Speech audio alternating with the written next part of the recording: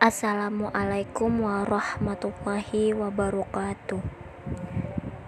Baiklah, di sini saya perkenalkan langsung saja. Nama saya Hayatul Jannah, NIM 20112578. Di sini saya akan membahas tentang yang lagi viral saat ini dengan judul Menjadikan Tarbiyah Islamiyah sebagai modal pendidikan masa depan yang gemilang.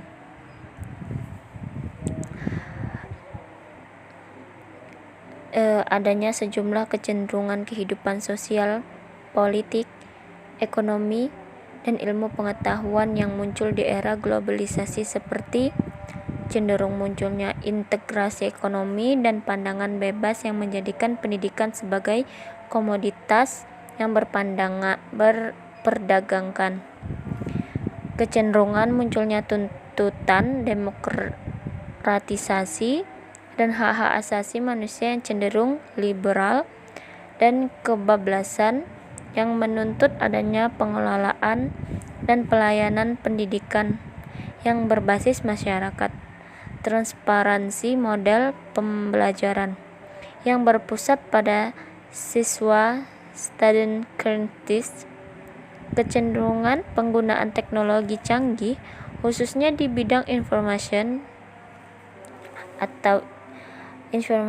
teknologi atau IT yang menuntut adanya penyelenggaraan dan pengelolaan pendidikan yang berbasis IT seperti dalam pelayanan administrasi akademik, keuangan, kegiatan belajar mengajar, dan lain sebagainya. Kecenderungan pola hidup serba memperoleh hedonistik, materialistik, dan sekularistik.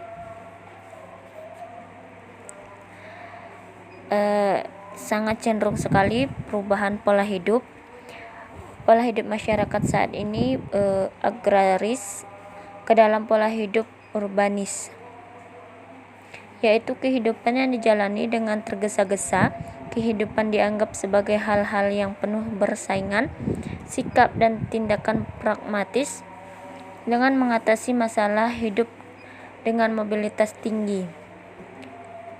Jumlah orang yang stres sebagai lahan yang subur bagi timbulnya gerakan keagamaan baru akan semakin bertambah luas bila dikaitkan dengan berbagai kesulitan yang dialami masyarakat Indonesia saat ini.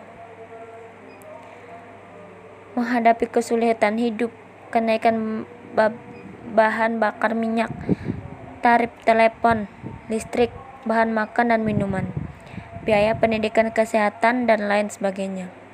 Sesungguhnya amat mempererat keadaan ini, semakin diperparah lagi oleh sulitnya pendapatan pekerjaan. Kekalahan dalam persaingan bisnis dengan negara maju yang menyebabkan banyaknya industri dan pabrik yang gulung tikar, dan sebagainya.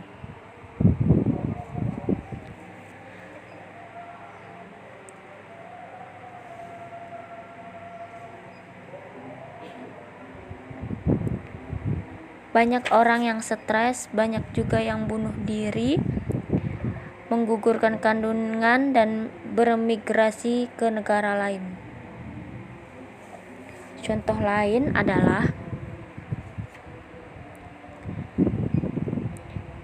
pendidikan dan keagamaan Tarbiyah Islamiyah sebagai organisasi yang bergerak di bidang pendidikan, meminta pemerintah agar lebih memperhatikan lembaga pendidikan keagamaan yang dikelola swasta yang juga telah berperan sebagai pencerdasan bangsa.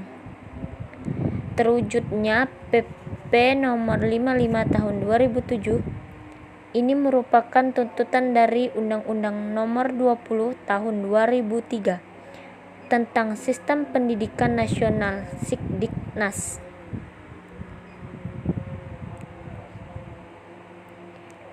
Yang menyatakan bahwa pendidikan agama dan keagamaan perlu diatur dengan peraturan pemerintah. Namun bagaimana implementasinya sehingga dapat memberi pencerahan bagi lembaga pendidikan keagamaan, khususnya yang dikelola swasta. Selain itu, sesuai UU Sikdiknas yang dijabarkan dalam PP tersebut, sebuah lembaga pendidikan harus memberi pelajaran agama sesuai agama yang dianut anak didik. Namun demikian, menurut Basri, aturan itu belum terrealisir secara baik. Harus ada sanksi kepada lembaga pendidikan yang tidak laksana itu.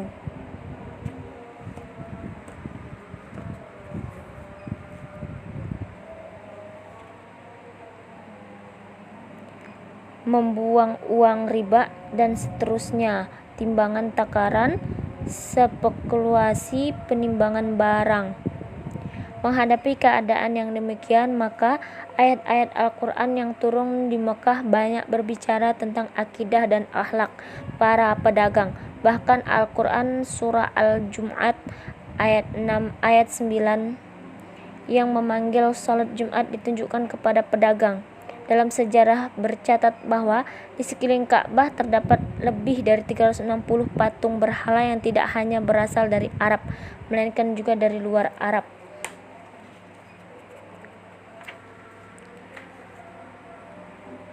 Sekian dari saya akhiri. Wabillahi taufiq wal hidayah. Summa salam. Assalamualaikum warahmatullahi wabarakatuh.